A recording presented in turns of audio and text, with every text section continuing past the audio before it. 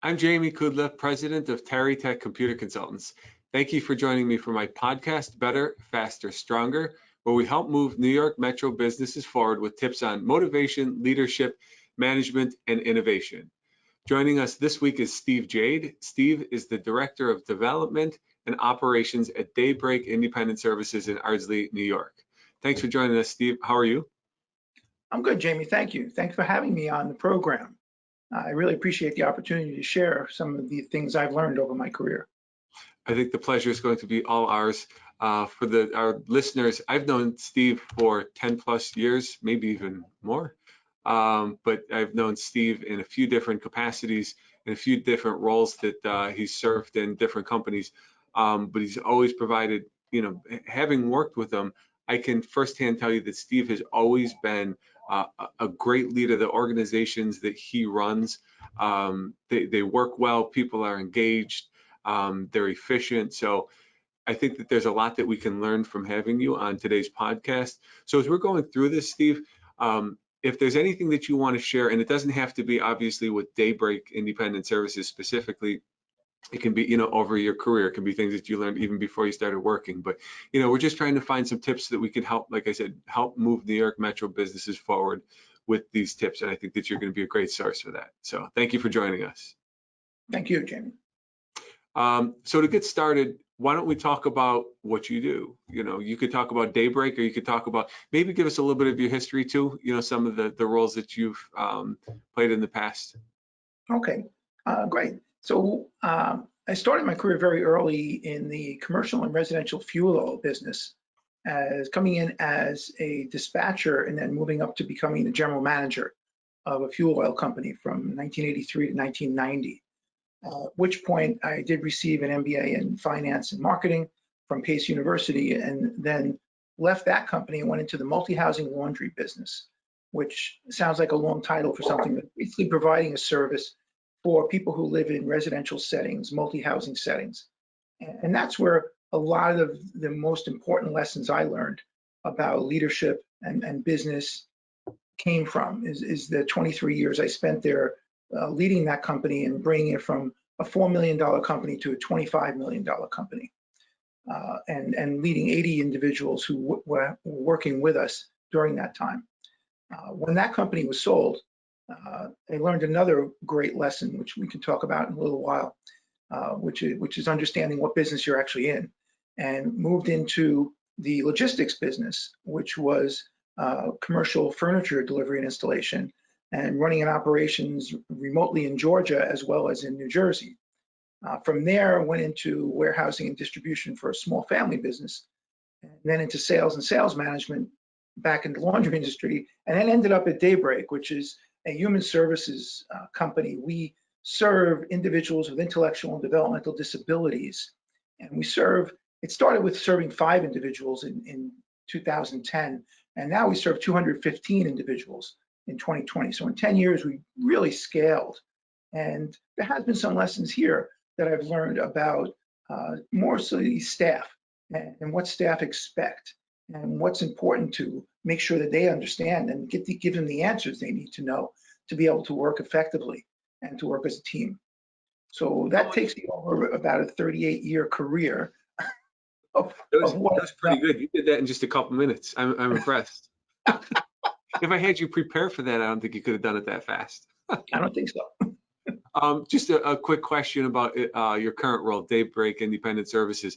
I know that you've already experienced growth. How long have you been at Daybreak? And if you could just talk about the growth that you've seen there. And I know certainly in what you guys are doing, it's not specifically about growing that organization. Obviously, if you could serve more individuals, that's fantastic. It's about the quality of service. But just as some kind of gauge or meter in terms of the growth that you've experienced at Daybreak, if you could just give me a frame of reference there. Sure. Well, I've been here now 2.5 years. And within that 2.5 years, I believe we've taken on about 20 more individuals. But more importantly, we've changed a lot of our processes. We've revised how we provide the service to be more effective with delivering the service in a person-centered way. Mm-hmm. And a lot of that comes from training our staff. Training is critically important, that we attend the trainings that are offered by the state and by the local Department of Health, and the Interagency Council is another great resource So any business needs to be doing training. And then we actually weeded our garden. The biggest lesson here was from Daybreak was that the culture of Daybreak is only going to be as good as what we're willing to tolerate. And that sounds like a cliche thing, but the leadership has to so true. enforce the values of the agency. And if we're not walking the talk, and if we're not living up to the values ourselves, how do we ask our staff to live up to those values? So You get what you tolerate. Right. If one of our values is accountability. If we're not holding ourselves accountable, it's silly for me to hold anybody else accountable. But when I see the behaviors that staff is exhibiting that are not leading our values, I need to act. I cannot look the other way. And I think we're doing a much better job now than ever before doing that. And mostly to the disappointment of some staff that thought they could get away with it forever, who have been here since the beginning, but all of a sudden, the bad acting staff need to be dealt with.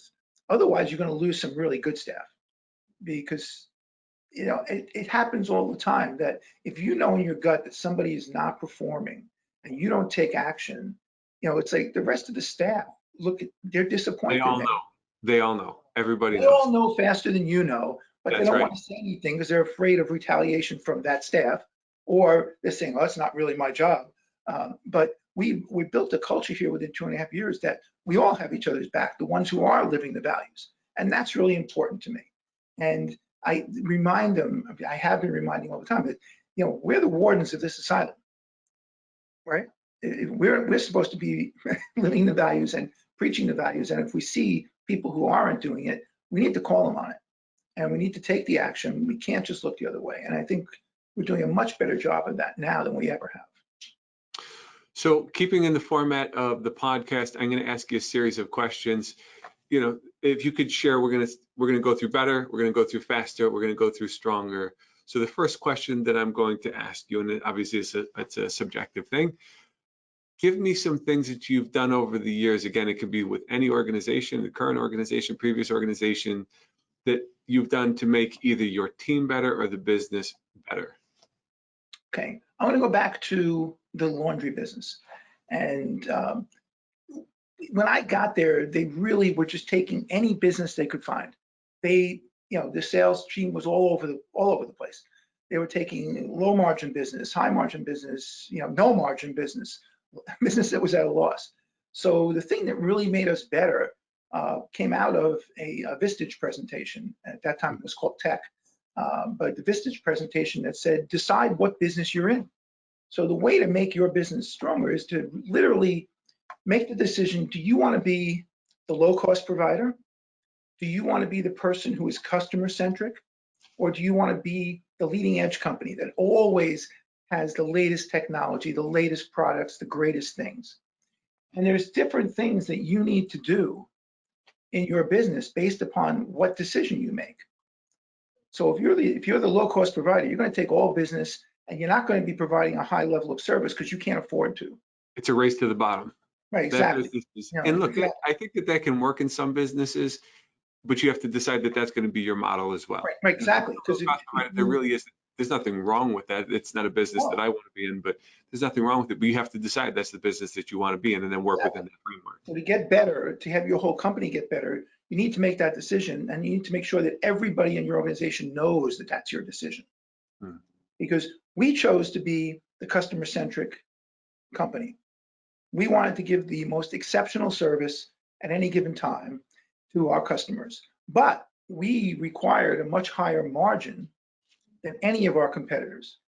The way that business was set up was we put washers and dryers in your basement, we collect all the money every month, and we pay a percentage of it back to the building owners. Either the cooperative board. That was the model for all of your clients, essentially. That was the model. Right, that was the model. So on average, we paid 40% of what we collected each month, which means we kept 60. Our nearest competitor paid 55 to 60%. No one was keeping 60%. Everybody was paying 60% or above. And so once we decided that we want to be in that service business, we understood that only 20% of the market was going to want our services. So we knew, and we started analyzing that if people are requesting us to do a quote, because any business, there's quotes that goes on. right? So we started keeping metrics. So, okay, this company asked us for a quote 10 times now. We never got any business from them, but we expended labor. We had to go there. We had to look at it. We had to have our secretaries You or have to survey, administrators you have to audit. write up a quote, right? Take the time to actually send a document, send an email with the attachments. And we never got any business. So we started keeping notes and said, you know what? These 10 companies are not our customers. We're not going to spend any more time looking at buildings for them, giving them proposals or writing them quotes, because we're never going to get an ounce of business. And a lot of times what ends up happening with companies like that too is you're just option 3, right? So if that Yeah. part of their buying process is that they got to go out and they got to get 3 bids, Yep. well, SDI Laundry Solutions is going to be the top provider. We know it, and we're just going to take that one right off the top. We're going to take the bottom one out, and they're probably going to go with the one in the middle. Right. Exactly. So we decided, because we're going to be the customer-centric company, let's figure out which one of these customers actually values what we do, and let's make sure that we give them a level of service that they would shudder to think to leave us. Like, it doesn't matter. Like, they're not here for the money. Their purchasing decision was not highest price, it was highest service. And price was either their second or third criteria in making the decision.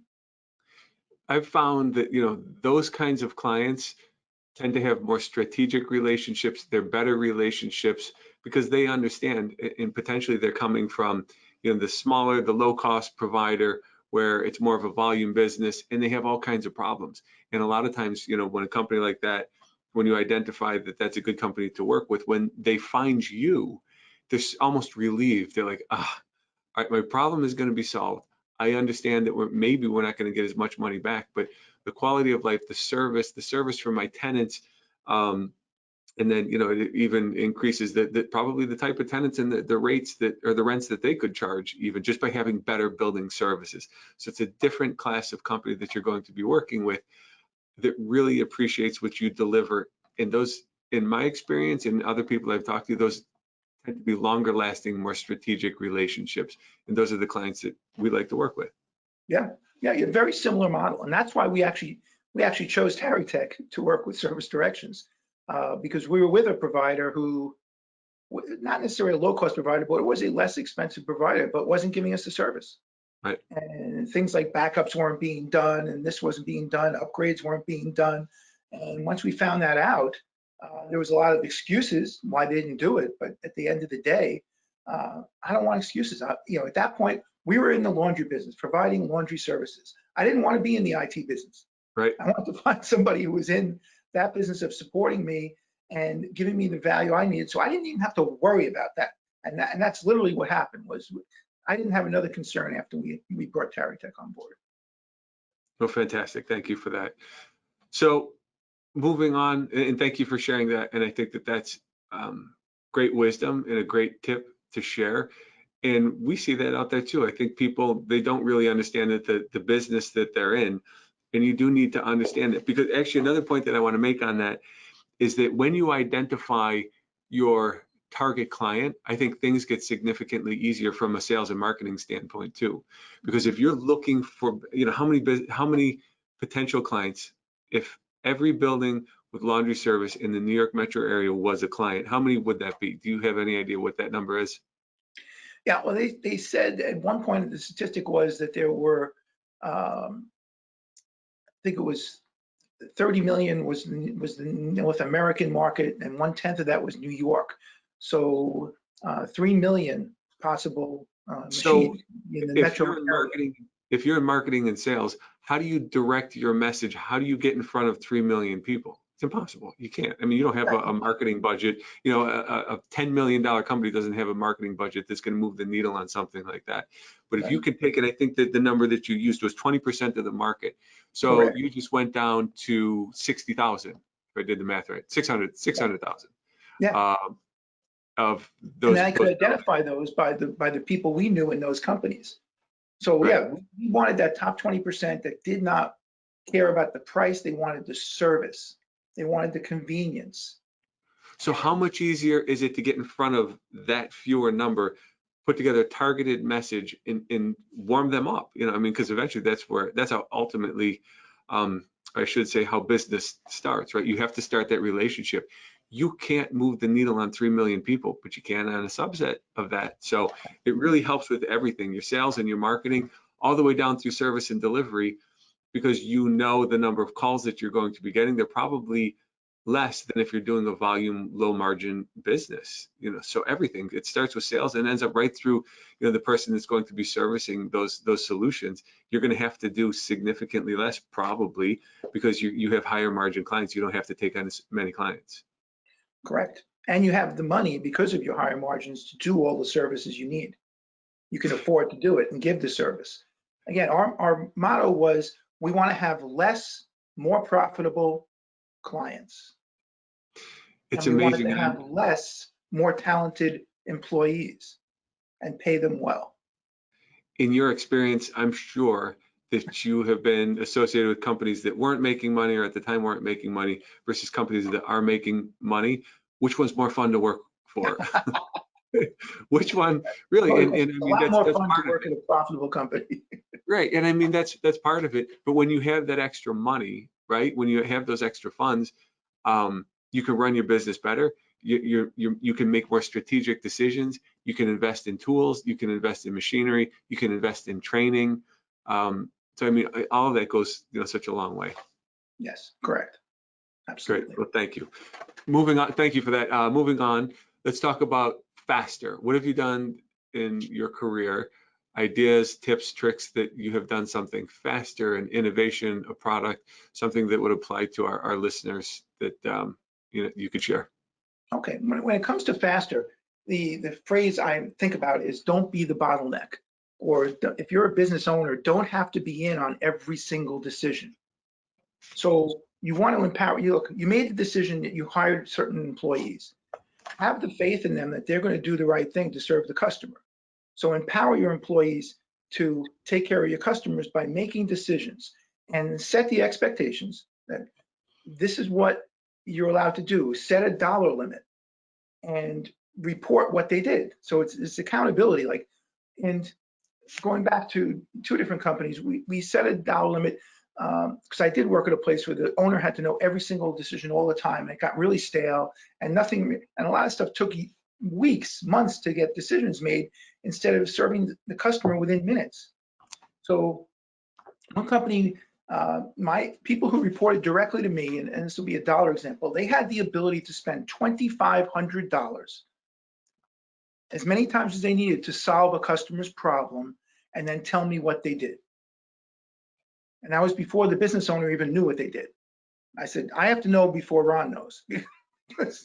I have to defend it. I'll be here. I'll take the blame if it doesn't work well, and then taking the blame. And that really sped things up too. That made it faster too, was if anything goes wrong at this company, it's Steve's fault. And I used to tell the business owner that, hey, it's all my fault. Let's not spend any time worrying about whose fault it is. Let's fix the problem and teach 2 other people that work here not to make the same problem, not to make the same mistake. So we became a learning organization. So it's setting those expectations, giving them a dollar limit. So the people, and there was 8 people that reported to me, you could spend $2,500 to solve a customer's problem. The people that reported to them could spend $500 to solve a customer's problem. And it was just because we set the dollar limit. Again, we were a profitable company. We knew if we solved the customer's problem and then told them about it, they were going to tell 20 people what we did. So it was like free advertising. Right. And that was the whole magic of it, because all of a sudden, these customers, they all talk to each other, whether they're the low cost customers or the high profit customers. They all belong to associations. And the stories were like, wow, I can't believe what SDI did for you. Wow, my company, my laundry vendor never did something like that for me. Okay, and that became like folklore. Oh, if you want great service, you want a great looking laundry room, if you want a happy laundry room, that was so we make happy laundry rooms. And we actually had an animated picture of washers and dryers doing like a can dance, and we had that. Did that involve Did that involve Mr. Scrubbles? I remember that. Yes, it did. We actually made a plush toy. And talk about having fun when you're more profitable. That's right. We made a plush toy. We gave out 2,000 of them to our customers. It's funny, the New York metro business community, you would think it's gigantic, and certainly by comparison it is. But when you get into an industry, when you get into a niche, everybody tends to know each other. It's not as big as you would think. So to your point, when you're delivering that great customer service and you're going above and beyond, word really gets around. Conversely, if something's going poorly and you're not delivering, that also gets around too. So it's a double-edged sword. But being in the organization that you were in and delivering the services that you delivered, obviously that worked to your advantage. To your first point that you would trust the employees to make these decisions, what a great tactic. I think people that also empowers your team. They take a little ownership, they take pride in something like that, and they really want to solve the problem. You would think that $2,500 sounds like a lot of money, but I suspect that, first of all, I bet nobody even came close to that, right? And if they did, it was really because it was warranted. But if you're giving somebody that responsibility, they're going to do it for cheap. It's going to end up happening anyways. You're going to end up spending it. So what a great idea that you can empower them. They could take you out of the conversation. You can potentially save hours, days, weeks. Oh, You yeah. can have your customers out of it. What a great idea. Ultimately, the customer gets satisfied faster. And sometimes I never even knew about it. I mean, I always found out about it after the fact. And I would say 99% of the time it was the right solution, the right answer. And like you said, I didn't have to get involved. I could do what I needed to do to move the company forward and not have to deal with that complaint. And, Right. 1 or 2 times we had to have a conversation. Well, you really think you should have done that? But and it was my fault because I didn't listen to you enough. Again, it all comes back to it's my fault. Don't worry about making a mistake. And if you don't believe it's my fault, ask the owner of the company. He'll tell you it's my fault. It's how it goes sometimes, right? Yeah, and I was okay with that. But I mean, look, what is he going to do? Fire me? Yeah. When you came up with that amount, when you came up with the 2,500 and the 500, was that based on a formula? Where did you get those figures? We just figured that those were good numbers to be able to, move the needle on a certain solution. We never had a damage claim that went over $2,500. We never caused damages to a building that was over $2,500. So we said, you know what? It could be potentially, hey, we broke a mirror in a lobby, we scratched an elevator door, we did something.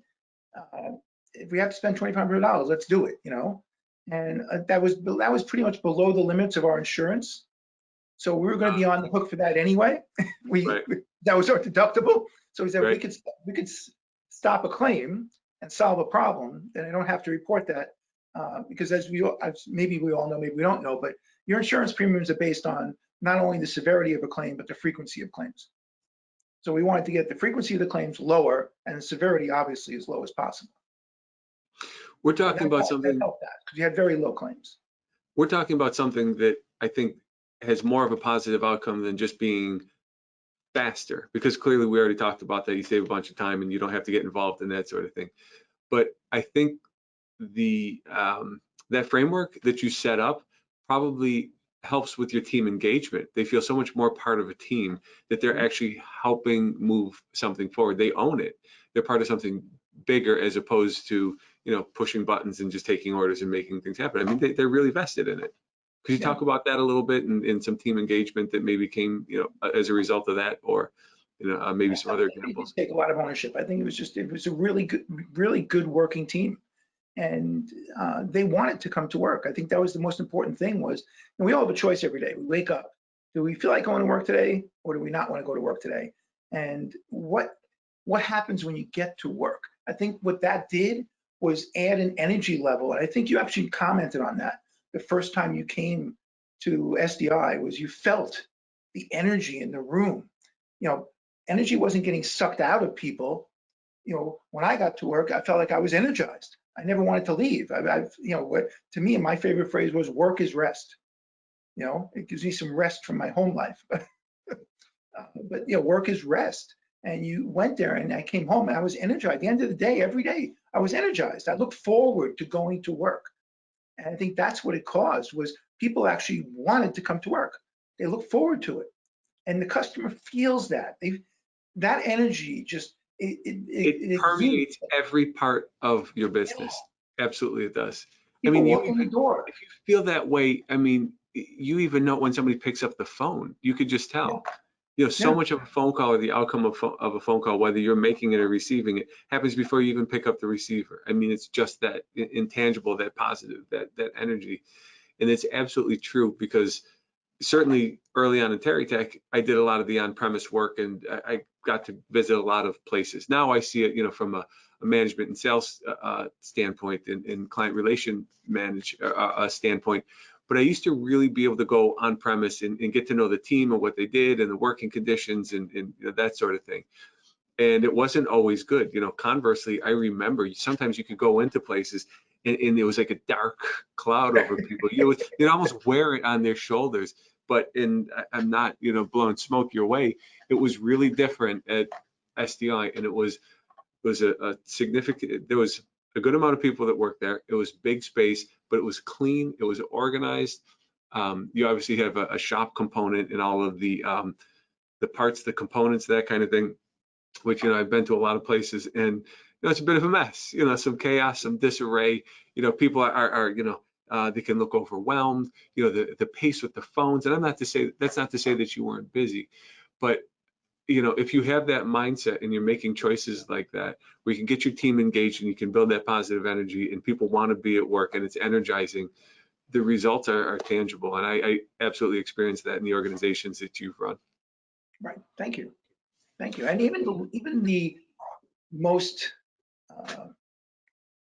entry-level staff, the customer service department, which you saw, is the minute you walked in the front door, rather than having a solid wall, we had a piece of glass there.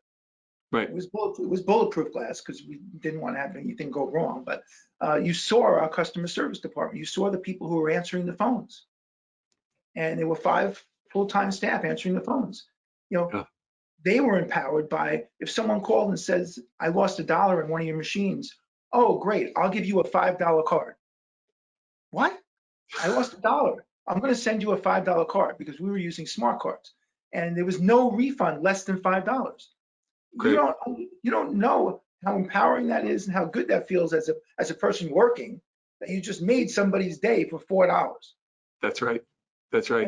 And I would say at least half the time they never end up using that card anyway. So I wasn't giving money, I was giving value. I was giving an advanced commitment to my service. You couldn't go take it and spend it at the grocery store. You had to use it in one of my washers and dryers. But you also provided an environment where that team could be successful then too. I mean, you gave them that power, and you allowed them to solve those problems. It's fantastic. Right. So every level of staff at any level had the ability to do something positive for a customer without asking. Great. And clearly you grew the company from 4 million to 25 million. So you did a lot of things right along the way. Thank you. Moving on to the last part, or the last question. Could you give us some advice, something that you can offer our listeners, where they can make either their team stronger, their company stronger, their product stronger? Just talk about that point, if you would, please. Sure. So I think about stronger. I think it's important that you determine what the key performance indicators, or KPIs, are for your business. And when you think about KPIs, I think people didn't know key performance indicators. It's basically, look at your business. What are your sources of revenue? And in every business, there's how you make your money, and there's where you spend the money.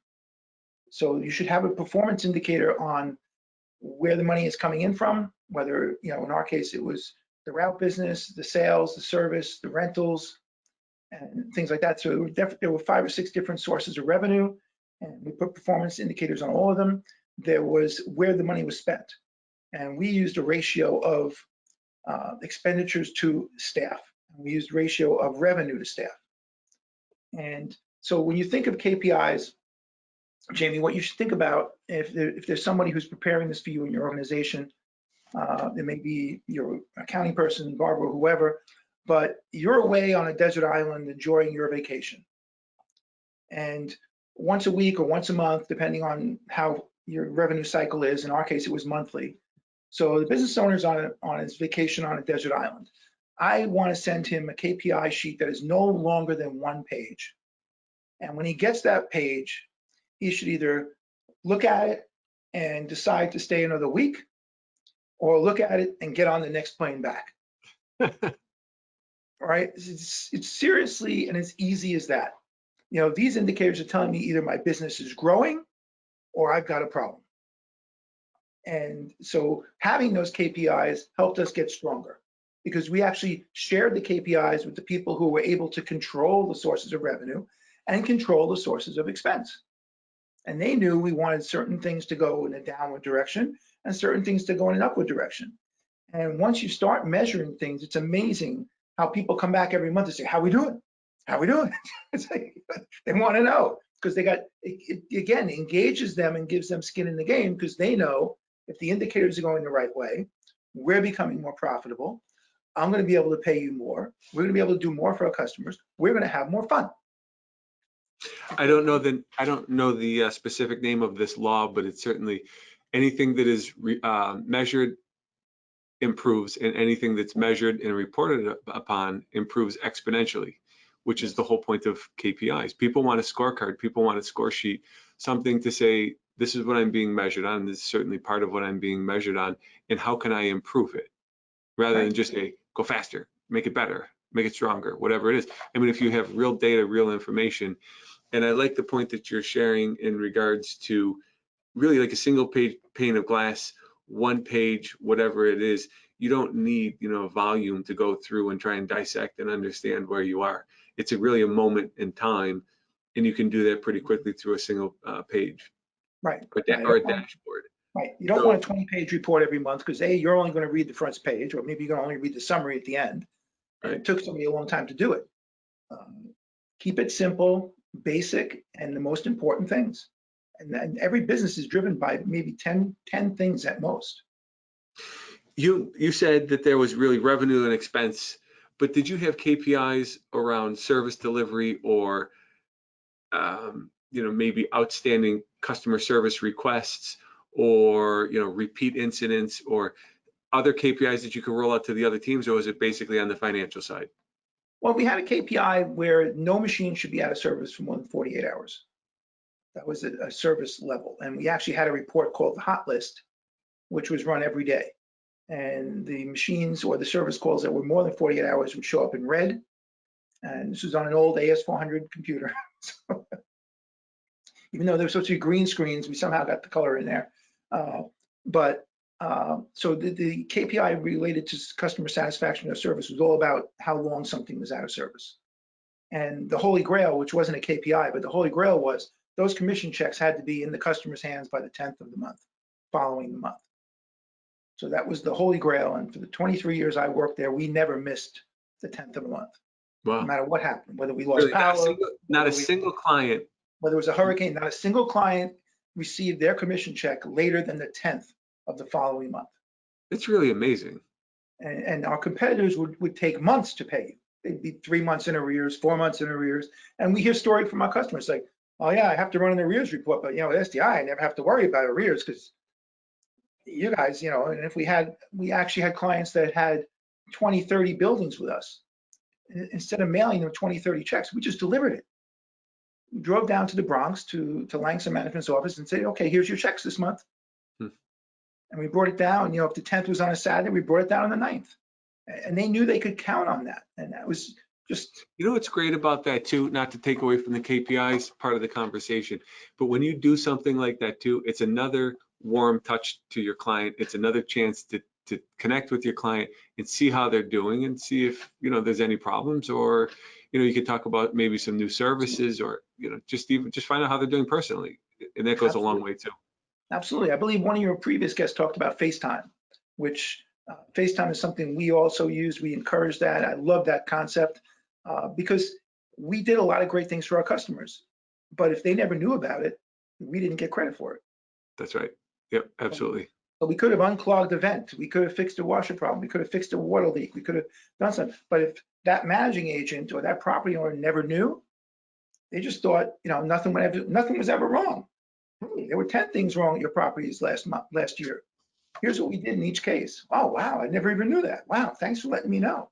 That's important because you don't want to get to the point too where I guess somebody could take you for granted a little bit, where they could say, we're paying SDI all this money, or we could be making more money somewhere else. And look, they're not even doing anything. Everything just kind of works in this business. So that could open up the door for somebody to look and start leaving. So Absolutely. you're right, you do have to advocate for yourself and talk about all the great things that you're doing. Did you have a way that you did that? Did you automate that, or was it just when you were seeing the customer, or did you have a report that went out, when you were doing those kinds of things? We actually made it a point to meet with the customers minimally once a year. We literally put it on the calendar, scheduled an appointment.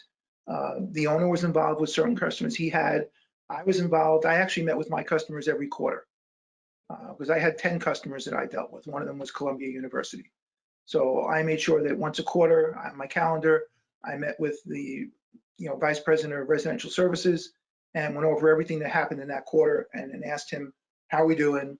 What can we do to improve?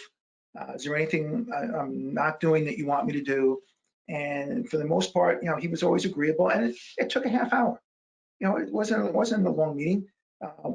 Some customers, wanted to go out to lunch. Fine, I'll take you to lunch. Where do you want to go? With Columbia University, they're not allowed to. So he made it a point telling me, you can't bring me food, you can't give me a gift, and you can't take me anywhere because they had like an ethics policy. So I was like, that's pretty simple. That's great. Yeah, right. I'll meet with you and then I'll go have lunch. You only have to put a few quarters in the meter. You didn't Right. even have to pay for long-term parking.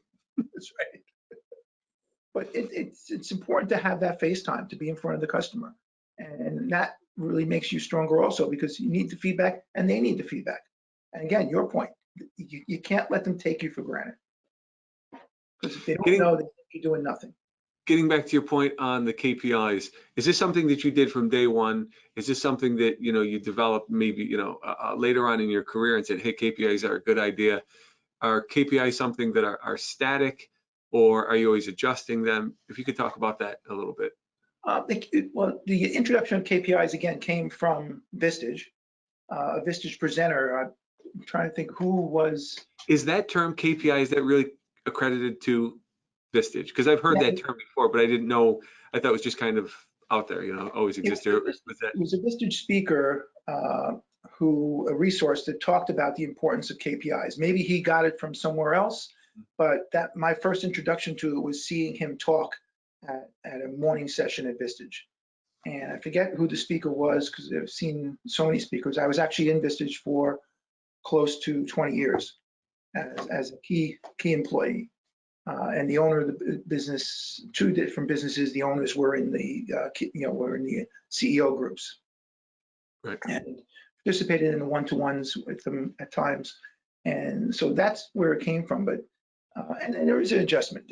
But once you get them set, pretty much, unless your source of revenue changes or unless something dramatically changes in the business, you don't need to really adjust it. You just need to look and monitor them and make adjustments to your business to be able to make sure one's going in the right direction at all times. Right. And talking about Vistage, the other way to make your business stronger is to be part of a mastermind group. And I'm not talking about a networking group where you get leads, because it's not what Vistage is about. It's a mastermind group where entrepreneurs or business owners come together to listen and contribute to help make the other businesses better. It's not about getting leads. It's not about doing it, about being honest with somebody. It's being able to have people ask questions that you can't possibly think about, to make you think about your business in a way that maybe you wouldn't have thought. Help you identify some of your blind spots. Correct. One of the best. An exposure. Yeah. And that's certainly on the downside, but then there's also, people can talk about opportunities and things that they're doing in their business to help them grow and expand as well. Yes. I'm a huge proponent of that. I belong to one certainly in IT, and it's been great. I certainly wouldn't have the company or be the business leader that I am had I not had been a part of this group. It's called True Methods.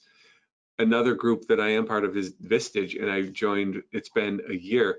And the reason that I wanted to do that is I wanted to get outside of my IT peer groups. Like I said, it's been amazing, but I wanted a different perspective. I wanted something that wasn't all IT, and I wanted to associate myself with some more business leaders, specifically in this area, in different industries that are larger businesses than me in some instances, just to get their perspective. And it has been great. The information that you both give and share in those peer groups, you can't get anywhere else. I don't care what you read, I don't care what you listen to. certainly that's part of it in listening to podcasts like this. And obviously there's tomes of business books that are out there, but the human connection, and it even gets to, you were in, did you say 20 years you were part of Vistage? Yes. So you've been in those meetings. I mean, they can even get emotional. If somebody's going through a tough time, I mean, you can't get that from a book, right? So Correct. it's a community, and they'll help you grow and improve. So yeah, ton of value in something like that. Absolutely. Yeah. From 1994 through 2014. Wow, impressive. Two different groups. But and then you said the variety of businesses. No one was in the same business as me. If you're in a group, and there's nothing wrong with being in groups or associations where everybody's doing what you do, but then you're all looking at the world through your own filters, Right. the filter of your industry. And that's the benefit of belonging to a group where people come from different perspectives, that they're going to see things you don't see, and they're going to bring things up that you don't see. That's And right. point out those blind spots. And it helps you also, you're going to find that you're going to develop lifelong relationships with people. And even though I haven't been in a Vistage group since 2014, I still, monthly talk to 4 of the members of the group I was in, who were in, digital marketing, hospitality, specialty locks and hardware, which Yeah, there can't be a in big peer group for that, but obviously, yeah, that's Vistage is great for something like that. yeah, And it exactly. speaks to the level of relationship that you develop with these people in organizations like that. So I want to ask you one last question. I want to be respectful of your time. I could talk to you all day. I'm really enjoying this. But to be respectful of your time, I want to ask you one last question. Is there one last piece of information, one top bit of advice that you could share? Maybe if you could go back and talk to Steve Jagde when he was just starting off in his business career, however many years ago that was, what would that piece of information be that you wish you had in the beginning of your career that you have now? It would be to always remember that there are no problems in life, whether it's your business life or your personal life. There are only opportunities, and it's up to you to find the opportunity within everything that presents itself as a challenge or a problem. That's great advice. I don't know if you listened to Jocko Willink and his extreme ownership. He was a Navy SEAL, and he uses the lessons that he learned on the battleground and brings it to the business community and gives it that perspective. And if you haven't, I'm gonna get you the book because Oh, wow. there's some great stuff to learn in there. But one of the things that he says is, and actually I'll send you a link too, because it's a short YouTube video of him talking about it. But when you're presented with problems, his response is good, because then it gives you an opportunity to sort through those things and learn from that opportunity and figure out how you make it. Oh, this is perfect. Figure out how you can make things better, faster, and stronger. Wow. And on Right. that note, I'm going to wish you a good weekend, and thank you so much for joining us today. Tons of information, from going down to deciding what kind of business you want to be. Don't be the bottleneck, talking about KPIs. I have pages of notes here, and I think we had some nice side conversations too. We brought up some other tips and tricks regarding motivation, leadership, management, and innovation. So thank you, Steve. This has been a great, you've been a great guest, and I look forward to seeing you soon. Thank you, Jimmy. I appreciate it. Have a great weekend.